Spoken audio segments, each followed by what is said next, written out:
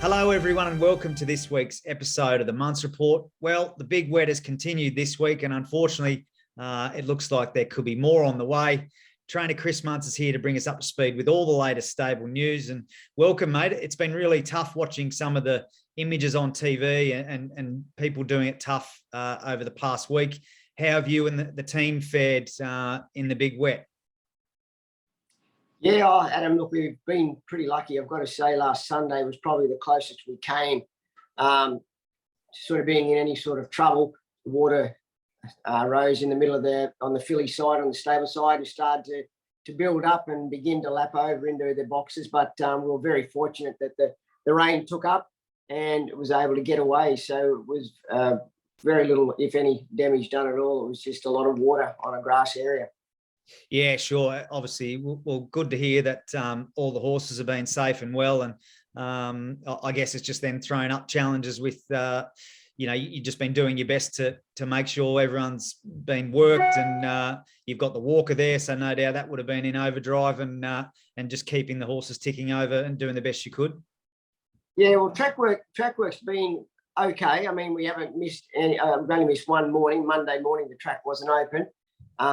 So albeit we haven't been able to really do a lot of strenuous work with the horses due to the track and the surfaces and whatnot, but we've been very fortunate. The guys here at Eden Farm have done a good job to sort of keep the track as maintained as they have, so as we're still able to get some sort of exercise into the horses so they don't go stir crazy basically. So like I say, the only morning we really missed was Monday morning.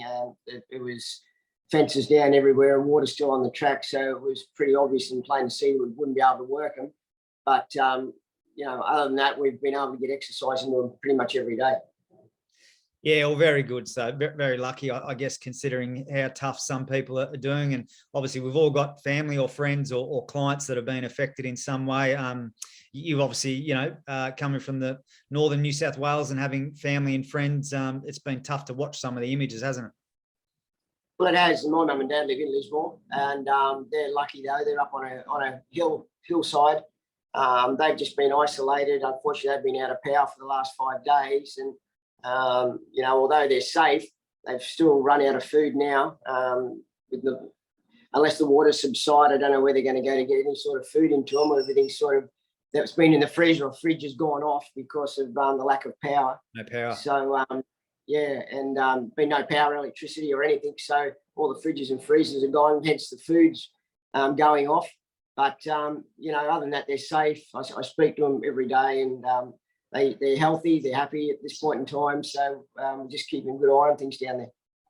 Yeah, well, fingers crossed this wet weather, they're saying the second sort of wave doesn't eventuate, and people can have some respite and the water levels go down. But it's obviously a tough period for everyone, isn't it? So and on the racing front, well, there hasn't been a lot really, has there, given the circumstances, with some of the meetings either being abandoned or transferred to the Sunshine Coast Polytrack, which has actually been a bit of a saviour, hasn't it, in this time to making sure that racing does continue? Well, that's right. Look, it's obviously not everybody wants to race on the poly track, but it serves a purpose. I think it's a handy track to have up our sleeve, particularly in these situations. At least we still get a race meeting to go to, and punters still have a race meeting to punt on, and horses still seem to race well on it, albeit it's a little bit leaderish. It can be a bit of a leaders track or on speed type track, but that's pretty typical to all dirt racing, whether you're in Australia, America, or wherever you are. It's always on speed, high pressure racing on dirt surfaces or artificial surfaces. So.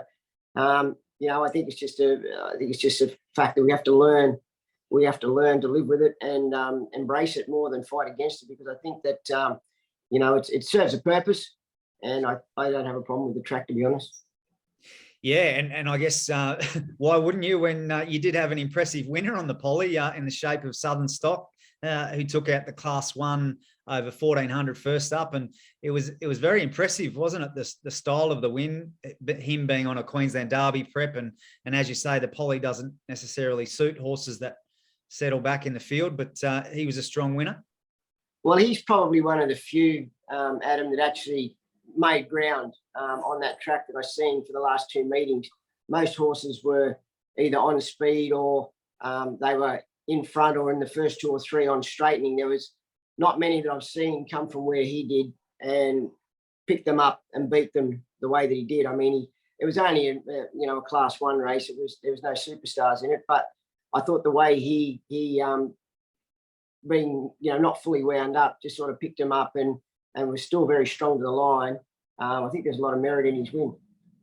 Yeah, sure was. No doubt that made you very happy from a Queensland Derby point of view. And have you mapped out his program from here? Obviously, it's a little tricky with the weather at the moment and that sort of thing, but all roads still lead towards the Queensland Derby.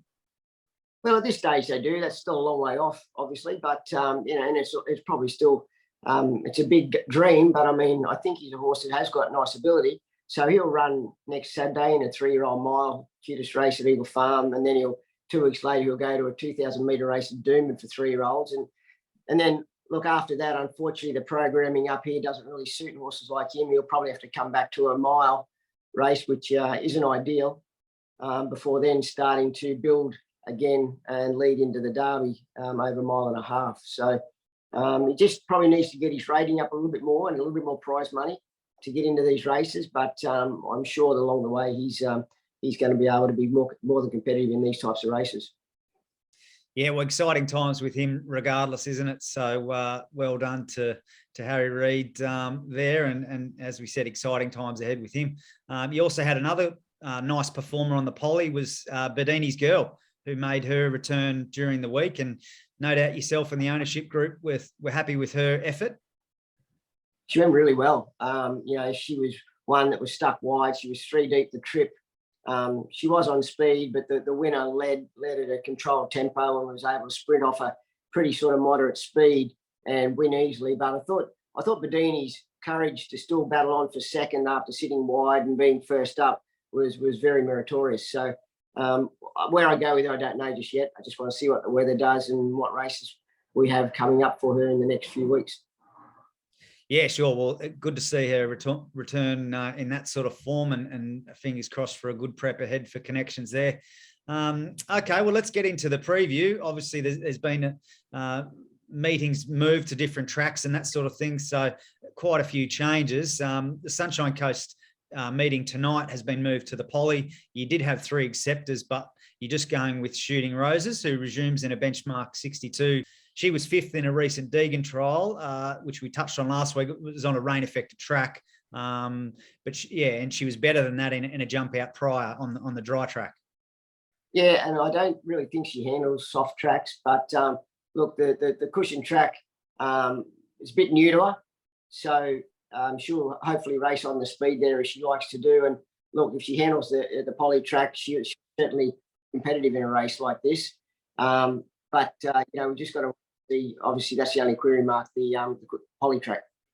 Yeah, well, good luck to connections there with Shooting Roses. And as you say, I guess it's just a wait and see with how she handles the poly, but you never know if you never go. So good luck to everyone there. We then move over to the Doomben meeting, which has been transferred to Toowoomba for Saturday. There were 7 runners entered for the program, and there's been a few distance changes and some field size restrictions. So we're getting our heads around that, but largely unaffected seem to be the 2-year-olds, and Swanito kicks off things in the cutest duel prelude for the boys over the 1100. Samantha Collett aboard, and he's finished in the placings at both his runs this prep, and you expecting another good showing from him? Well, he's obviously in a lot stronger race this weekend, but if we want to think that have any chance of being a competitive nature in the duel, he's probably got to be competitive against these sorts of horses. I mean, they're going to be in the race, so I will be recommending to the owners, Mr. De Vries, that he runs with a bit of caution about the soft track, how wet it is, because I don't think that this horse really handles the soft. He's a big striding horse, and I think he's a better galloper on top of the ground, but he is in good form. His 2 runs have been very honest. I thought his run the other day when he ran 3rd on a soft track was good under the circumstances, particularly it was a quick backup.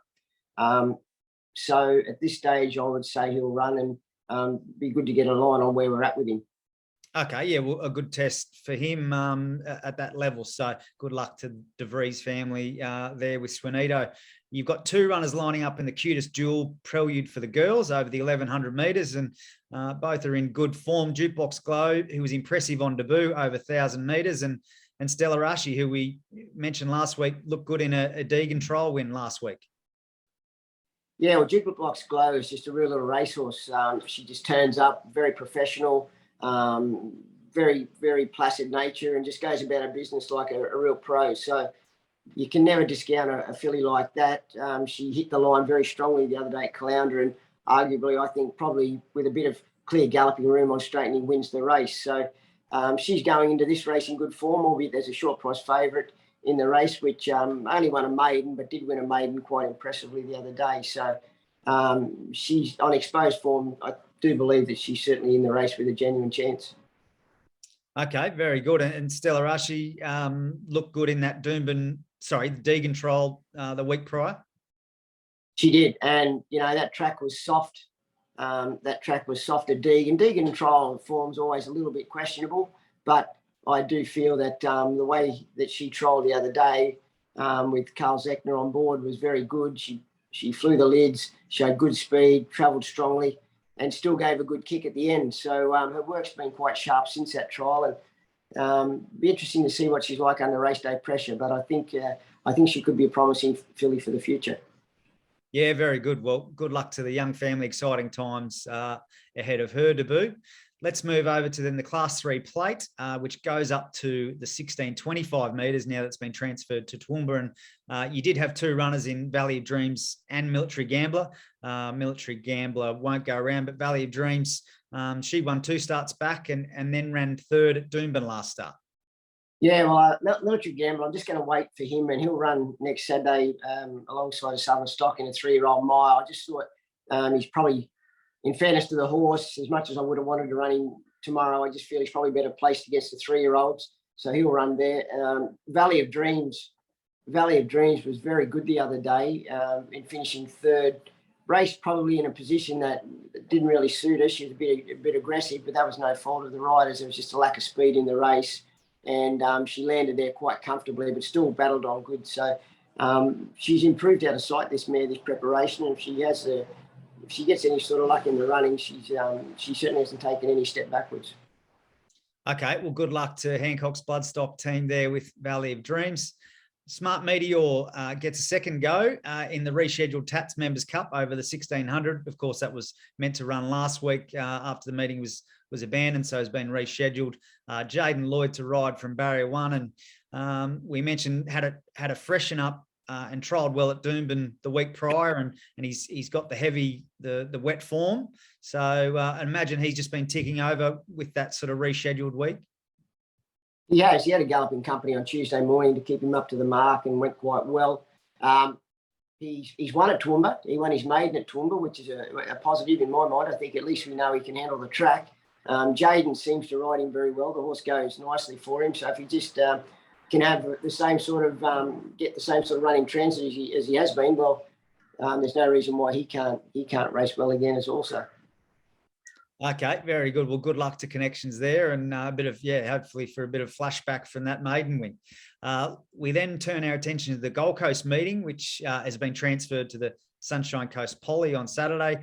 Failed to mention is entered for a maiden handicap over the 1400 metres, and he was caught wide first up and sort of finished down the track accordingly. So I guess you're looking for improvement from him and a better run in transit if he does go around.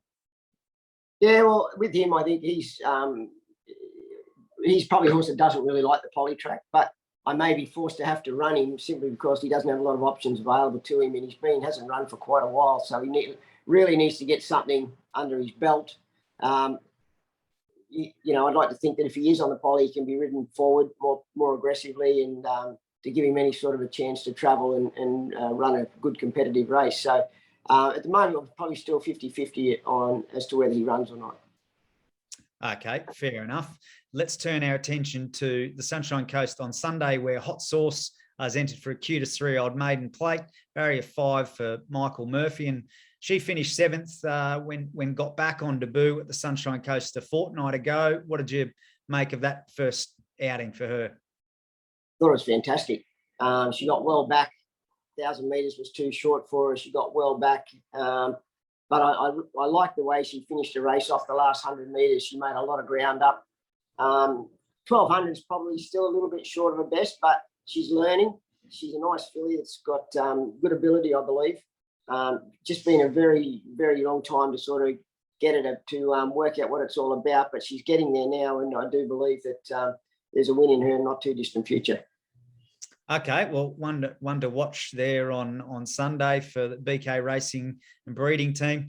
The final runner for the weekend is Kavak, who lines up in a Class 3 handicap over the 1,000 metres, where he resumes. He won his trial at Deagon last week on the soft going, and he's won 2 from 4 first up. Yeah, well, I just think he's another one that we really have to get going. He's had 2 trials now. He seems to be quite fit, untested on the poly, but he's an on-speed runner. So I do feel that we might as well run him on it. He's probably better placed in that than what he was on Saturday at Toowoomba. So he's had plenty of work. He looks as good as I've ever seen the horse look. So there's no reason why he can't run a good race for us on Sunday. Okay, yeah, well, it'll be good to see him back in action. So good luck to Connections there with him. And that's the runners for the week, mate. So obviously there's been lots going on with the rain and the meetings, moving locations and whatnot. But you got a good team set to race over the weekend. So good luck and stay dry and safe, everyone. Good on you, Adam. Thanks, mate.